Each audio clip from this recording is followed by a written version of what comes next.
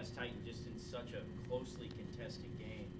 I would imagine, what you're talking about in the huddle, what you're talking about at halftime, really important given how it's just possession by possession. So what was the biggest parts of those conversations?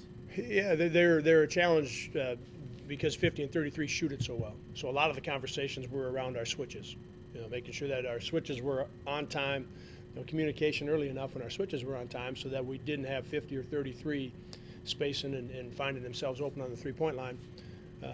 Guarding the dribble would have been the other area, and they hurt us there, didn't they? In the first half, it was the baseline drive. They were able to get to the rim. We didn't have our rotation either wasn't there or wasn't on time. In the second half, it just felt like they beat us off the dribble on a couple plays from the top of the floor, and a couple of them were actions that they called. They got the switch, they snapped it back to the guard.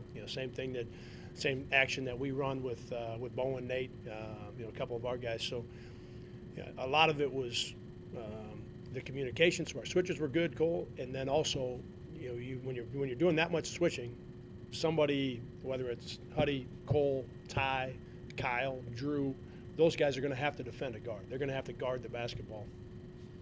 13 points from Kyle, didn't miss a shot. What's it say about true freshman? Have that kind of night in the Valley game after he didn't play much on Sunday.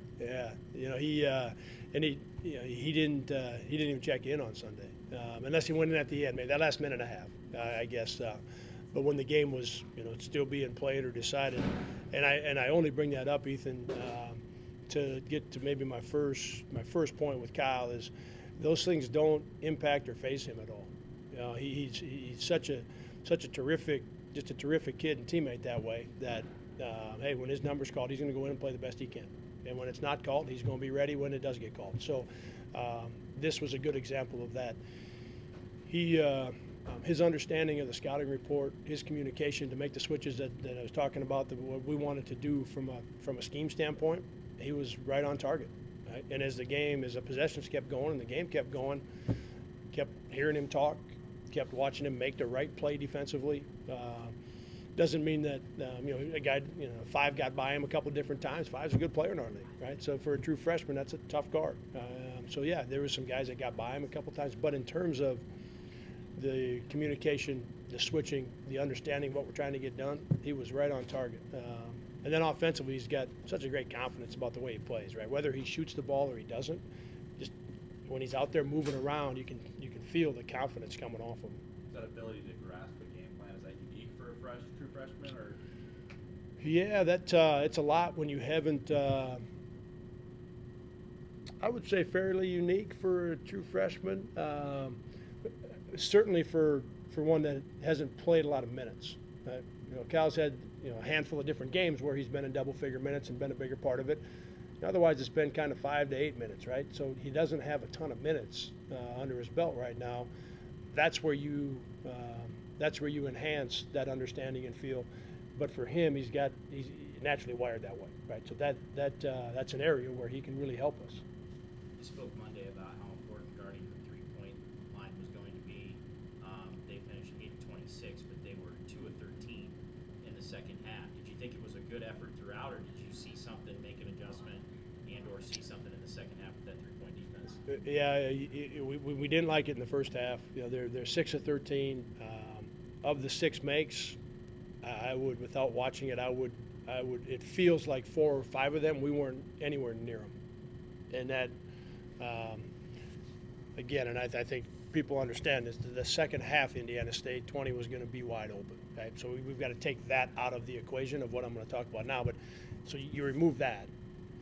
There's too many three-point shots being taken when we don't have anyone close to guys. Right? We've got that has to get fixed. Right?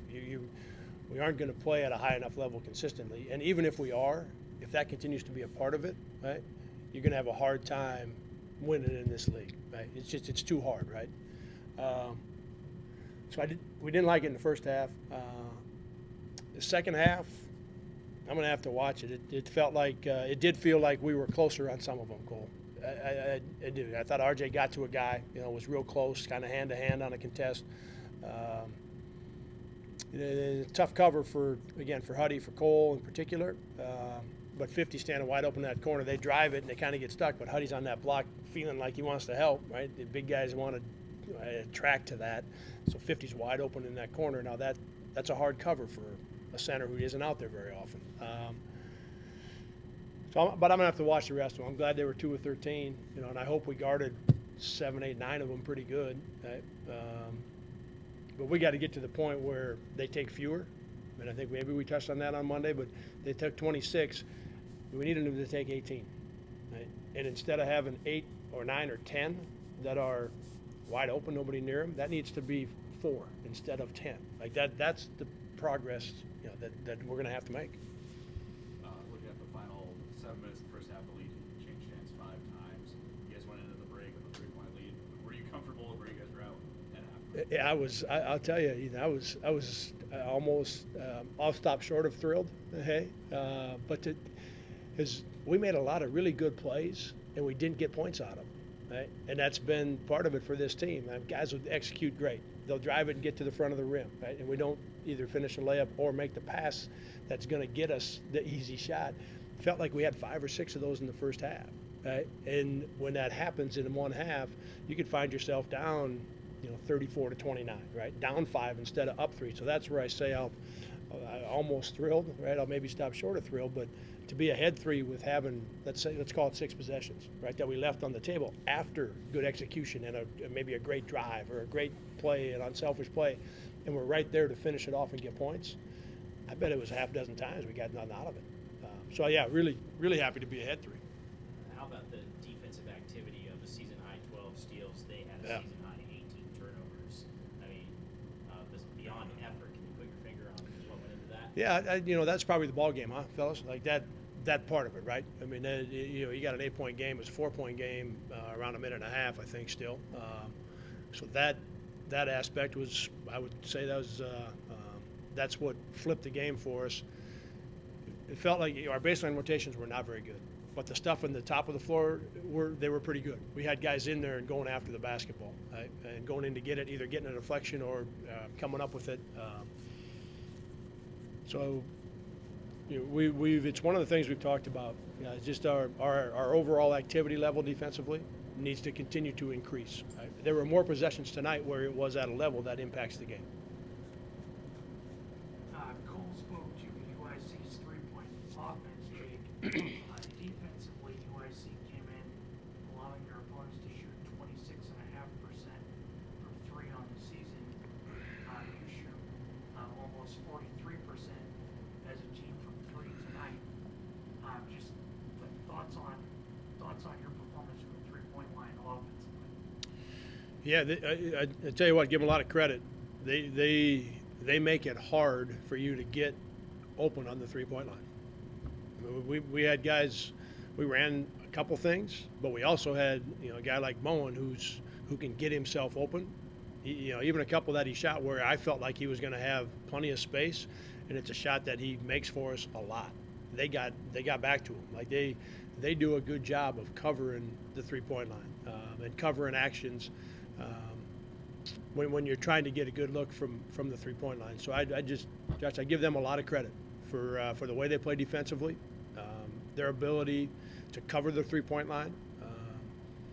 Very intentional with what they're doing there, and they do a great job of it. And then with regard to your offensive performance from the 3-point line, was that just a situation of guys making plays and getting open in space, or what went into the success from the 3-point line, and more challenging, I would imagine, more challenging from a 3-point line perspective when you have a team like UIC that defends as well as they do on the 3-point line? Yeah, I would tell you, and part of it is because of how good they are in terms of defending it, as you described it, Josh. We were selective enough with them. Tonight, had we taken 24 of them, instead of 14, had we taken 10 more of them, maybe we make some of them, maybe we don't, but they were going to be hard shots, weren't they? Like they were guarding us. So I think our guys understanding the possession, understanding how they were being guarded, and taking 14 threes instead of 24 threes was a real key to shooting 6 of 14, and just under 50%. You mentioned the start. Again, on Sunday wasn't good enough. Tonight you guys get 2 threes. Yeah, I would tell you, Ethan, maybe more so from the guys. I talked about it a little bit maybe in the two workouts, but I left that alone. I was really on to some other things with where I felt like we needed to be. Doesn't mean that wasn't just as important, okay? But I did hear the guys talking about it. Right? I heard them talking about it a couple different times pregame. When they're coming back to the locker room, when they were leaving the last time. A lot of conversation about the start of the game. What was Mostly about getting off to a quick start. Right? Hey, let's get off to a good start tonight. You heard a couple different guys talking about that. Again, as they were coming back in, for the film around 30 minutes, as they were leaving to go out to start the game, maybe even more so. I would say more so than normal, right? You're always thinking about a quick start, but there was more talk amongst the players, just more conversation amongst them about, working hard to get off to a quick start tonight. And then 28 bench points tonight, Jake. You had a total of 22 in your 3 previous games prior to tonight. Ethan mentioned Kyle's performance off the bench, Michael off the bench, as well with the good performance. When you have players off the bench, when you have players coming off the bench and you can score the level of bench points that you did tonight, or even around that number, scoring off the bench, can that, or in your experience, does that maybe take any pressure off of the starting group that might No. exist? It does. The reason I given it a little more thought here, Josh, is our starting group right now. I think those guys are very comfortable and very confident in what they're doing. I think those guys feel really good about the way we're playing at the offensive end of the floor. I think they're playing with a ton of confidence. So but what I can tell you, what it does do, maybe more so than taking pressure off of those guys, is I would flip it and say it just puts a lot of pressure on the team you're playing. You get a group in there on the bench like what Mike was doing, right? And the way Kyle played, as you mentioned, Drew put some pressure on him.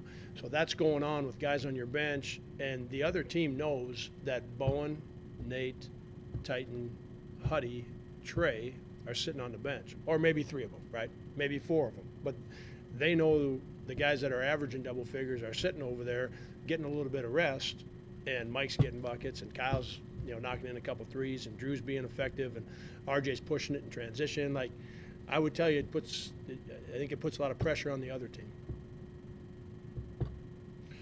Good.